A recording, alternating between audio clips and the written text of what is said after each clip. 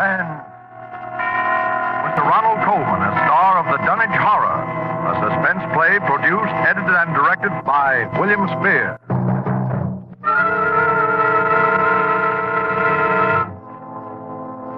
Come in, Dunwich, Massachusetts. Come in, Dunwich. Good evening. This is Henry Armitage. I'm speaking to you...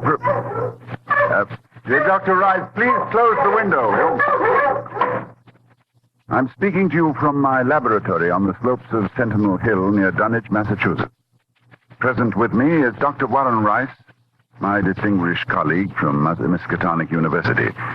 We are now about 100 yards from the summit of the hill, which is crowned by a huge table-like stone set in the center of a circle of stone pillars, a place of prehistoric worship. A moment ago, you may have heard the dogs of Dunwich Township barking, as we have heard them for 3 days and 3 nights.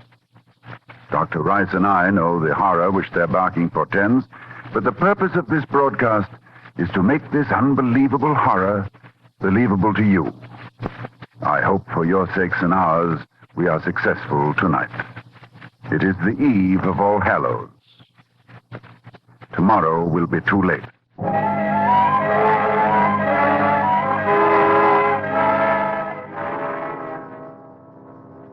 Our time tonight is very short, so I'll speak only of those more recent events which, believe me, may culminate at any moment in a climax too frightful to wholly contemplate.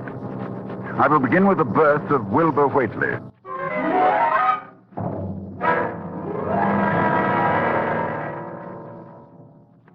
It was the night of February the 2nd, 1921, Candlemas, toward dawn, when Lavinia Whately, a deformed albino woman about 35 years old, gave birth to her dark, goatish-looking son in the crumbling Whately farmhouse northeast of the village.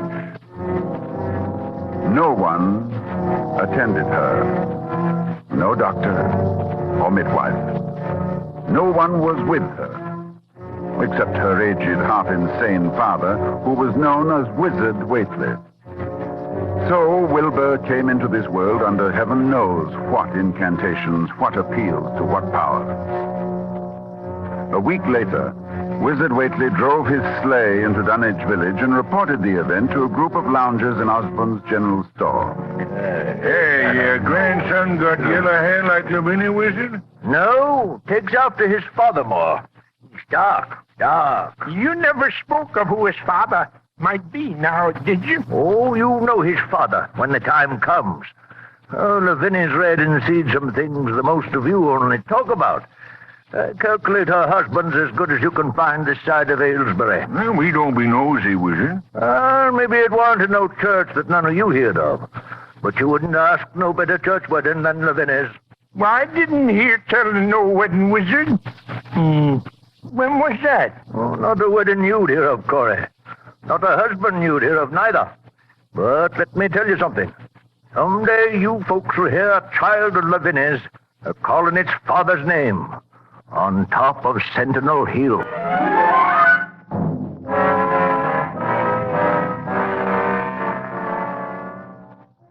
Prophecy? Or idle boasting by an insane old man? Oh, I know I ask a great deal when I ask you to believe that the arrival of an infant into that house of dire poverty and squalor could possibly constitute a horror and a threat to all our known world. Yet it has an earthly history. Perhaps through this history, you will be able to give it credence. Wilbur Whately's growth was uncanny. But even if he had been an average child, he would have become, in time, an unnatural being, for he was surrounded from the first by the most malign influences. There was his grandfather, old Whately, Wizard Whately, who each Halloween climbed Sentinel Hill to the great circle of stone, and while the hills shook, stood holding a great book open on his arms and shrieked into the wind. Shrieked. Jump off! Jump off!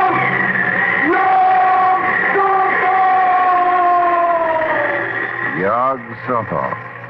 That dreadful name, first mentioned in the hideous forbidden book, the Necronomicon. And this wizard Whately was Wilbur's teacher.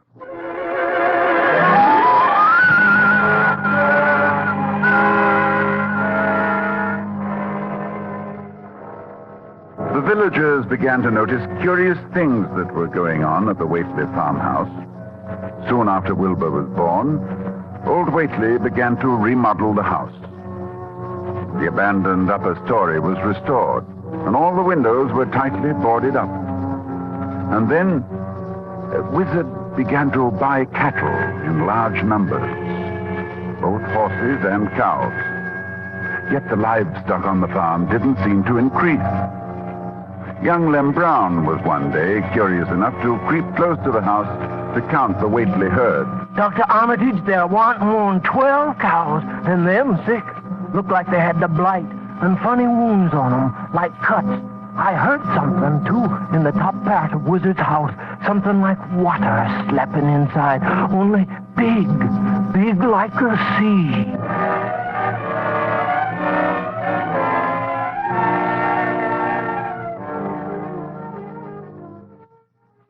One other person went to the Whately farm in the years before I met Wilbur, Dr. Ken Houghton of Aylesbury, who was called by Wilbur himself, who said that his grandfather was dying.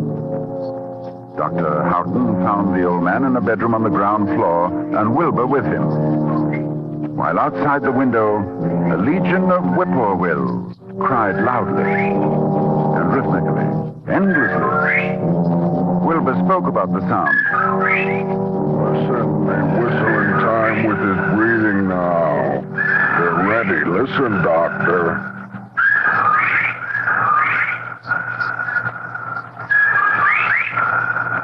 They know his soul's going out. They're waiting. Yes, Wilbur, that's an interesting superstition. Late in the year for them, too. When he goes, if they catch him, they'll keep laughing till break of day. If they don't catch him, they'll quiet down. You mean you believe that... just a minute. I think he's conscious. Yes, the birds changed when his breathing changed. Like I say. Willie! I'm here. More space, Willie. Remember, more space soon. Yes, I'll build it. You grows, but that grows faster. It'll be ready to serve you soon, Willie. I know. But remember, when it's time, you open up the gates to Yog-Sothoth with the long chant, the one on page 751 of the book. But mind you, feed it enough, because if it gets out before you opens to Yog-Sothoth, it's all over. It's no use. He's going now. He's dead, Wilbur. Listen.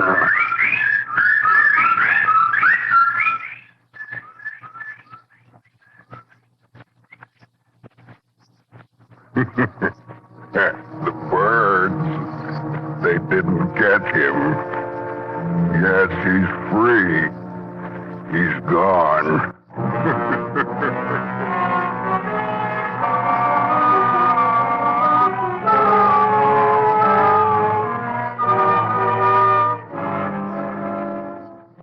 It was the winter following Wizard Whately's death that I first met Wilbur. He came in person to the library at Miskatonic University to consult a copy of the hideous Necronomicon, which was kept there in its Latin version, as printed in Spain in the 17th century. I tell you, when he came into my office, I was appalled at his appearance. 8 feet tall, shabby, dirty, bearded. But I was even more appalled by his voice when he spoke to me. I wrote you a letter a month past, Doctor. I wanted a loan of the book. Well, that's a book that's never loaned from this library. I doubt if it is from any library. Well, I have to see it then.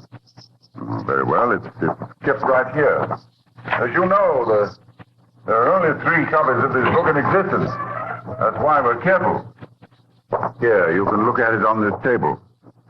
Wizard said it would be on page 751. What? What is it you're looking for? The formula, the long chant, the one that opens the gate to Yog-Sothoth.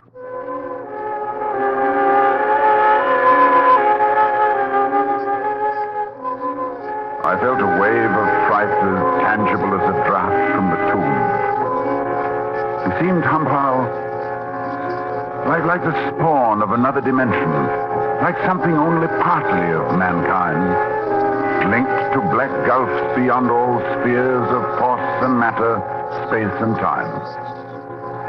And presently he raised his head and spoke again. It's here, all right, but I'll have to have a copy. Oh, that paragraph there? I don't know. You know Latin, Doctor? Yes, certainly. Then read it, Doctor. Let's hear how you make it out. All right, that shouldn't be difficult. Let's see. Nor is it to be thought that man is the oldest or the last of Earth's masters. The old ones were, and the old ones shall be. Not in the spaces that we know, but between them. But only Yog-Sothoth knows the gate. Yog-Sothoth is the gate to where the old ones broke through of old. Their hands are at your throats, yet ye see them not. Dr. Armitage, you see, I reckon I've got to take that book home. There's things in it I've got to try, and you can't hold me up. No, I'm sorry. I tell you, Doctor, I'll have the book sooner or later, no matter what.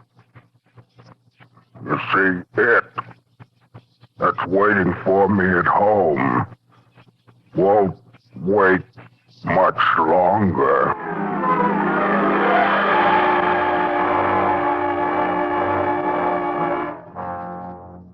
It was a week later that I was awakened suddenly by the fierce yelping of the great watchdog on the campus, followed by a sound from a wholly different throat, a scream.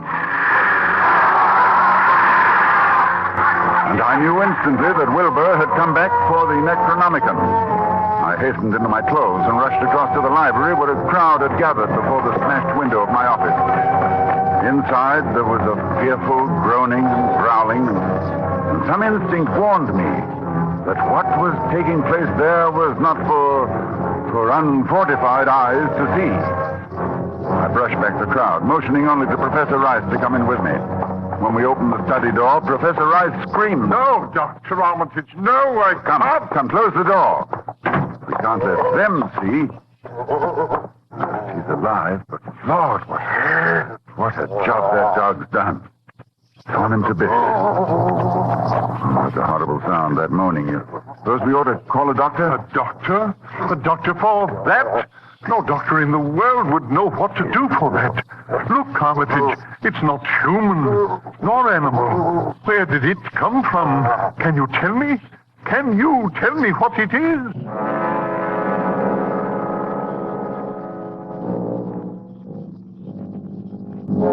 No, I couldn't tell what Wilbur Whately was. The thing that lay half bent on its side in a pool of greenish-yellow stickiness was 9 feet tall. The dog had torn off all the clothing and some of the skins. It was partly human, beyond a doubt, with very man-like hands and head, but the torso and lower parts of the body were fabulous.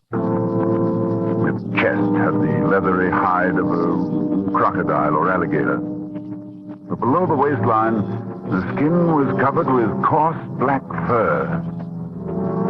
And from the abdomen, long greenish-gray tentacles.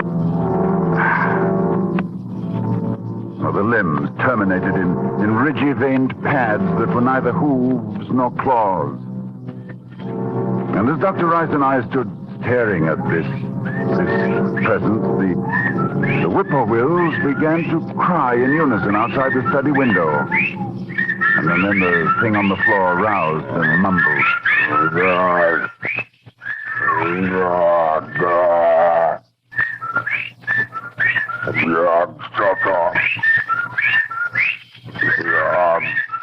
Shut up.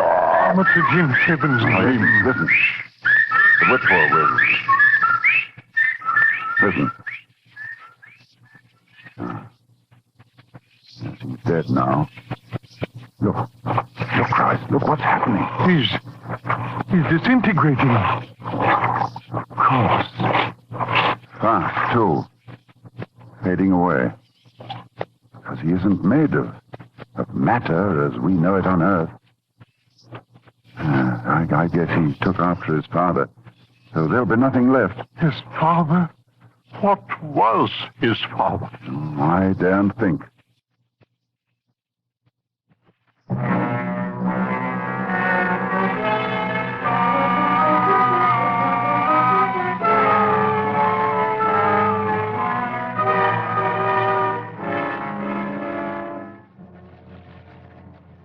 I thought then that what came into our world with Wilbur Whately left with him.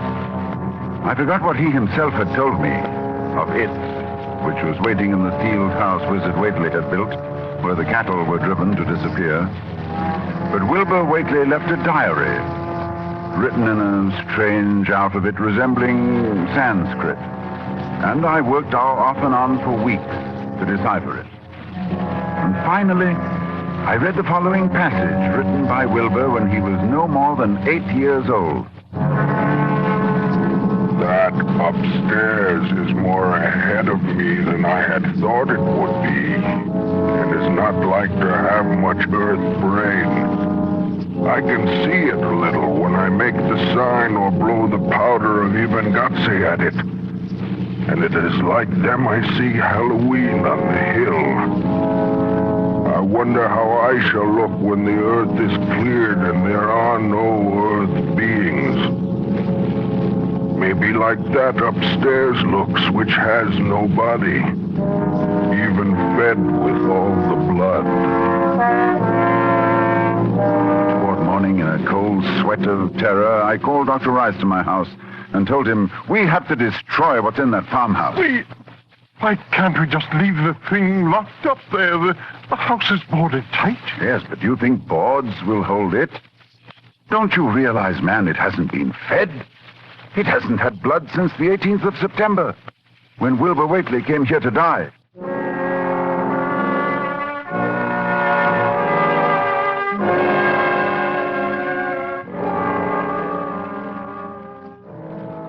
We left for Dunwich that night, and we've been here on Sentinel Hill ever since, working desperately to discover the formula in time. But a week ago tonight, shortly after dawn... Yeah, hello? Dr. Armitage, this is Lem Brown. I was just up beyond the glen, Doctor, looking for cows I lost last night. Yes, Lem? Well, Doctor, something's been there. Smells like thunder, and there's prints in the road. Great round prints, big as barrel heads, like a elephant has been along. Anything else, Lem? That's all I see.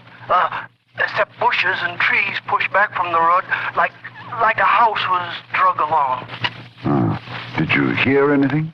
Yes, long toward morning, I heard a sound over toward Whately's place, a kind of ripping or tearing of wood, like a big box was being opened up. Chancy, you heard it too.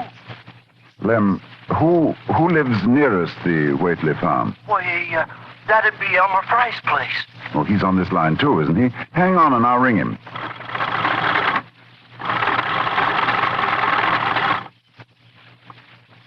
Yes, Dr. Armitage, this is Central. I'm trying to get Elmer Fry, Central.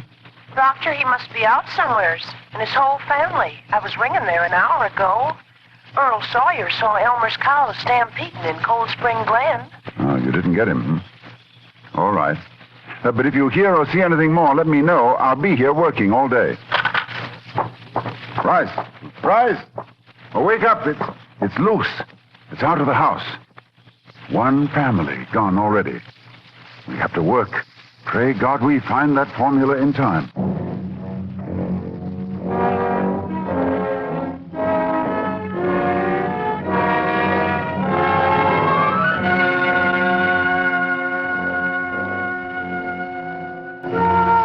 A week since it broke loose.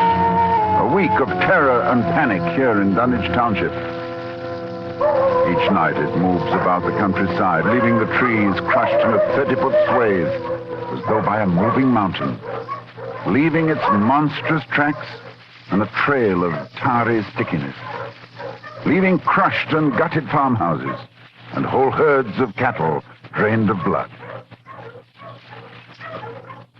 Well, ladies and gentlemen, that is the story to this moment. And tonight is Halloween. Tonight we are here to... Oh, just one moment, please. Dr. Rice, did you hear something? With the window closed, no. Well, we'll throw it open. I thought so. Listen. A sound from 1,000 bending trees. A sound like the sea moving across a forest. Yes, it's coming here, of course. All Hallows, it comes to Sentinel Hill. Dr. Rice, I'll try the formula and the powder from the altar stone. I want you to stay here at the microphone and report what you see. Very well, Dr. Armitage. Oh, wait a minute before I go. To any scientists who may be listening to me, if I fail, there is a possible alternative formula in Falconer's Mystical Formulae of the Middle Ages on page 24. Well, there are the whippoorwills. I better get out there. Take over, Dr. Rice. Yes, I'll do as well as I can, Armitage. Good luck.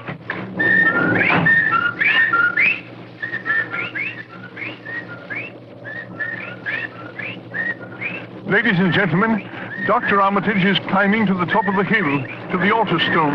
I can see him plainly, for the moon is high and the night clear. Down the hill, toward the dark village, I can see the grasses and shrubbery bending down, marking the monster's ascent. It moves quite fast, and I feel a proximity to phases of being utterly forbidden. Now, Dr. Armitage stands now on the altar stone and is holding the powder which, if the books are correct, will make this thing for an instant visible. It is quite close to him now, perhaps 20 yards or less. He lifts his hands.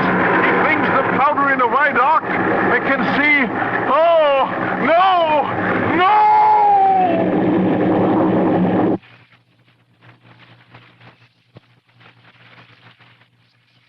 Dr. Rice, come in, Dunwich. Ladies and gentlemen, this is your suspense announcer. Due to conditions... Oh, just a moment, please.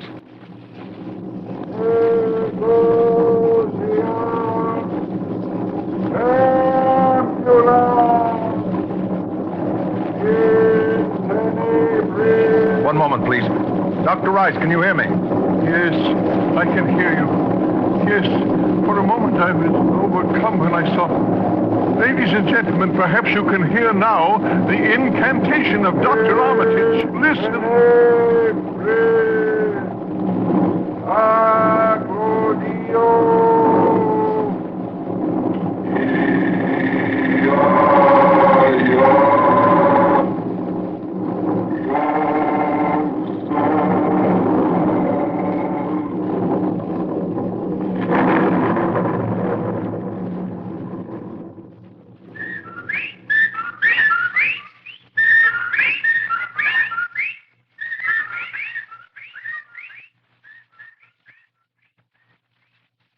The whippoorwills mean death. And Dr. Armitage is walking back here now. So we know that whatever it was, it is gone. It is dead. We can be thankful indeed. You see, I saw Dr. Armitage. Yes. Did you see it, Dr. Rice? I saw it, Lord, yes. What did it look like to you? It looked here. Like something made of squirming ropes, but bigger than a barn and shaped, well, like an egg. and dozens of legs, like barrels that half closed when it stepped, and nothing solid about it, and at least 15 or 20 mouths or trunks opening and closing, but what was it? Oh, a kind of force. A kind of force that doesn't belong in our part of space. Did you notice the half face on top? Half face, like a human face. Yes, very large, but yes, quite human. And quite like Wilbur's, like all the Waitley's. Then it was... That's right. It was Wilbur's twin brother. And you saw what 3 weeks' growth had done. And it was the child of Lavinia's who called its father's name on Sentinel Hill, as Wizard Waitley prophesied. You heard it calling, Yog Sotho. Ladies and gentlemen, this night is over. It is All Saints' Day. May heaven bless us all.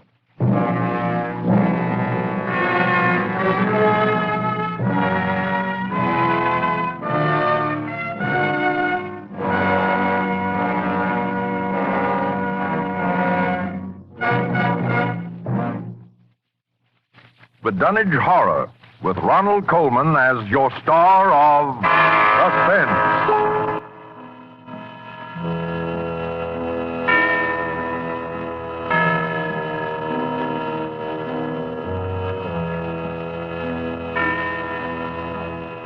This is the Armed Forces Radio Service.